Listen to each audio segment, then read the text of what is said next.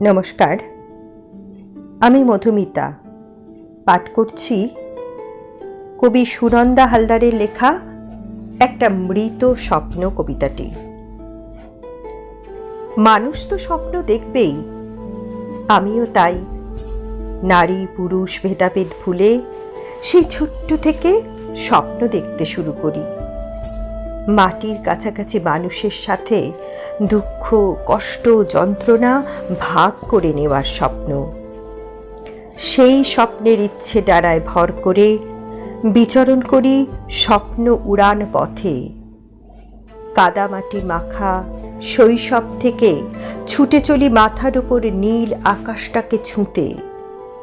ঝর্ণার চঞ্চলতায় মিশে দুর্বার গতিতে চলি বহু অজানা নদীর সাথে সাগর পানি। দেখি জীবনের নানা ভাঙা গড়ার খেলা, দেখি দুকুল ছাপানো বন্যার ইতিহাস। কিন্তু বহু দুর্গম পাহাড় জয় করেও আমি পাহাড়ের কাছে শিখতে পারিনি মৌন থাকার মন্ত্র। তাই নানা প্রতিবাদে হয়েছি সোচ্চার। আর তারই জন্য আমার স্বপ্নেরা ধাক্কা খেতে খেতে ফিরে আসতে থাকে, নানা টানা পড়েনে বিধ্বস্ত হয়।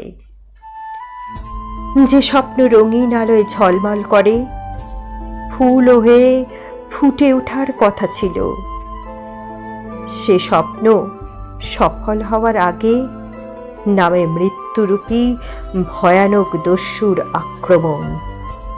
সারা অঙ্গে এঁকে দেয় বীভৎস ক্ষতচিহ্ন।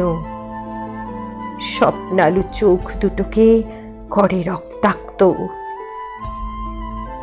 ভগ্ন স্বপ্ন আর ক্ষত বিক্ষত মন আজও উন্মুখ।